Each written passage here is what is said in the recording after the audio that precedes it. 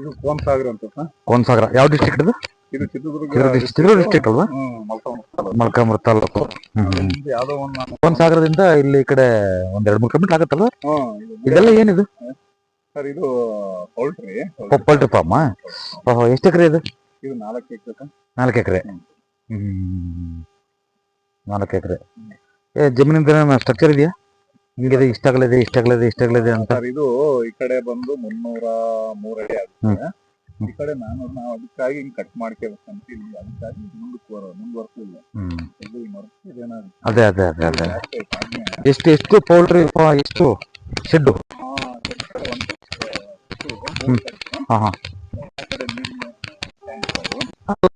ಮಾಡ್ತಾರೆ ಏನು ಶೆಡ್ ಇದು ಕೂಡ? ಆ ಕಡೆ ಈಗ ನೀರಿನ ಪೌಲ್ಟ್ರಿ ಫಾರ್ಮ್ ಅದು ನಮ್ದು. ನಾವು ಮಾರಾಟ ಆಗಿರ್ತದೆ ಸ್ವಲ್ಪ. ಸೆಕೆಂಡ್ ಇದು ಮಾಡಿದೆ. ಎಷ್ಟಡಿ ಇದೆ ಇದು? ಇದು 230 ಇದೆಯಾ? 46 ಇದೆಯಾ? ಇದು ಯಾಕೆ ಮಣ್ಣು ಹಾಕಿ ಕೊಟ್ಟಿದ್ರಿ? ಅಂದ್ರೆ ಇದು ಲೆವೆಲ್ ಬರ್ಬೇಕಲ್ಲ, ಟ್ಯೂಬ್ ಲೆವೆಲ್ಗೆ ಮೇಲೆ ಪಿಲ್ಲರ್ ಬರ್ತದೆ, ಟ್ಯೂಬ್ ಲೆವೆಲ್ ಅದೆಲ್ಲ ಲೆವೆಲ್ ಮಾಡ್ಬಿಡ್ತೀರಾ ಕಂಪ್ಲೀಟ್? ಎಲ್ಲ ಒಂದೇ ಲೆವೆಲ್ ಮಾಡ್ತೀರಾ? ಕಾಂಪೌಂಡ್ ಮಾಡೋದಾದ್ರೆ, ಕಾಂಪೌಂಡ್ ಅಂದ್ರೆ ಫೆನ್ಸಿಂಗ್. ನಾವೇನು ರೆಡಿ ಕಾಂಪೌಂಡ್ ಮಾಡ್ತಿರೋದು, ಫೆನ್ಸಿಂಗ್ ಮಾಡ್ತಿರೋದು ಬೇರೆ ವಿಚಾರ ಅಲ್ವಾ? ಫೆನ್ಸಿಂಗ್ ಮಾಡ್ಬೇಕಾದ್ರೆ ನಿಮ್ದೊಂದು ಇದು ತಗೊಳ್ಳಿ, ಯಾವುದು ಸ್ಟ್ರಕ್ಚರ್ ಕೊಡಿ ನನಗೆ. ಸ್ಟ್ರಕ್ಚರ್ ಕೊಟ್ರೆ ಎಲ್ಲ ಮುಗಿಲಿದು, ಮುಗಿದ್ಮೇಲೆ ಬಂದು ಹೋಗ್ತೀನಿ ನಾನು, ಸರಿನಾ? ಹಾಕ್ಬೇಕಾದ್ರೆ ಇದು ಓಕೆ, ಚೆನ್ನಾಗಿದೆ. ಈ ಸೈಟು ಇದು ಅಲ್ಲಿವರೆಗಿದ್ಯಾ? ಇದು ಇಲ್ಲಿವರೆಗಿದ್ಯಾ? ಇದು ರೋಡ್ ಇದೆನಾ? ಅದೇ ರೋಡ್ ಸರ್. ಅದು ರೋಡ್ ಇರ್ಲಿಲ್ಲ, ಅಲ್ಲಿ ಆದ್ಮೇಲೆ ತಗೋಬೇಕು ಅಂತ ಫಸ್ಟ್ ಅನ್ಕೊಂಡ್ರೆ ಬೇಡ ಅಂತಂದ್ರೆ ಇಲ್ಲಿ ಸಿಕ್ತು ನಮ್ಗೆ. ಸಿಕ್ತಾ? ಇಲ್ಲಿ ರೋಡ್ ಇಲ್ಲಿ ತಗೊಂಡೆ. ರೋಡ್ ಚೆನ್ನಾಗಿದೆ, ಬೆಳೆಯುತ್ತೆ, ಮಾಡಿ ಚೆನ್ನಾಗಿ. ಒಂದು 30 ಹಿಂಗೆ 46 ಅದು ಒಂದು ಇದಿರುತ್ತೆ. ಅದು ಅದೇ ಸ್ಟ್ರಕ್ಚರು. ನೀವೇ ಎಷ್ಟಾಯ್ತು ಖರ್ಚು ಅದು ಒಂದು ಶೆಡ್ಡು? ಅದು ಟೋಟಲ್ ಫಿನಿಶಿಂಗ್ ಒಂದು ಶೆಡ್ ಎಷ್ಟಾಗ್ಬೋದು ಅಂದಾಜು? 60 ಲಕ್ಷ ಆಗುತ್ತೆ. ಒಂದು ಶೆಡ್ 60 ಲಕ್ಷ ಆಗತ್ತಾ? 60 ಲಕ್ಷ ಆಗತ್ತಾ? ಕೇಜಸ್ ಕುಂದಿರ್ತಾರೆ. ಅಲ್ಲ, ಬರೀ ಶೆಡ್ ಒಂದು 25 ಲಕ್ಷ. ಒಂದು 25 ಆಗತ್ತಲ್ವಾ?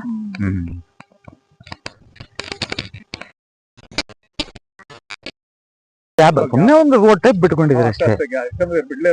ನೀವು ಮೊದ್ಲೇ ತೋರಿಸ್ಕೋಬೇಕಿಲ್ವಾ ಸ್ಟಾರ್ಟ್ ಮಾಡಿದ್ಬೇಕಾರೆ? ಅಲ್ಲ, ಇದು ಪೂರ್ತಿ ಇದು ಮಾಡಕ್ ಬರಲ್ಲ ಯಾಕಂತಂದ್ರೆ ಈ ಜಮೀನಿಗೆ ಸ್ವಲ್ಪ ಅದೇನು. ಅಲ್ಲ, ಮೊದ್ಲು ತೋರಿಸ್ಕೊಂಡಿದ್ದೆ, ನನಗೆ ಅರ್ಥ ಮಾಡ್ಬಾರ್ದು ಹೇಳೋದು. ಡಿಸ್ಟೆನ್ಸ್ ನೋಡಿ, ಅಲ್ಲಿ ಕಡಿಮೆ ಆಯ್ತು, ಇಲ್ಲಿ ಜಾಸ್ತಿ ಆಯ್ತು, ಹೋಗ್ತಾ ಜಾಸ್ತಿ.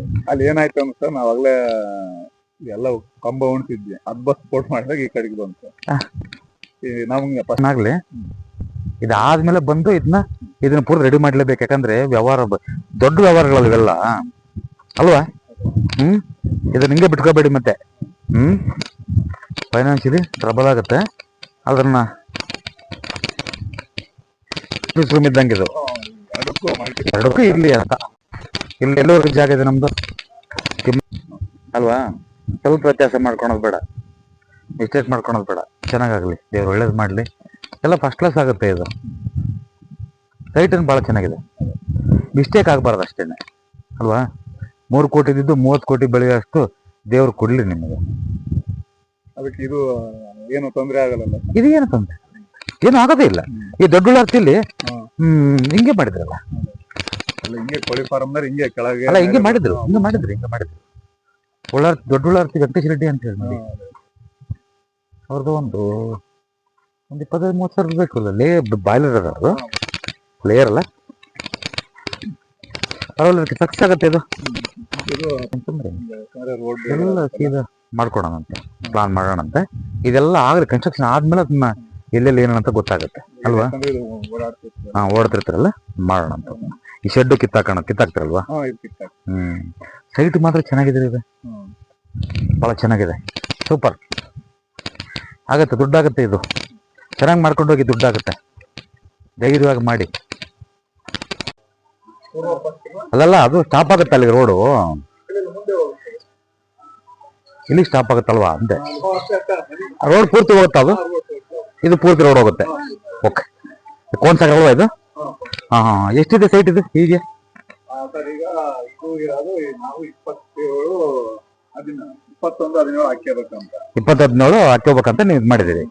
ಹಾ ಹಾ ಸ್ವಲ್ಪ ಆಮೇಲೆ ಇಲ್ಲಿಂದ ಒಂದ್ 5 ಅಡಿ ಚೆನ್ನಾಗಿ ಮೆಟ್ಲು ವಾಯು ಬಿಟ್ಟು ಅದೇನ್ ಮಾಡೋಣ ಈಗ ಅಂತ ಇದ್ದು.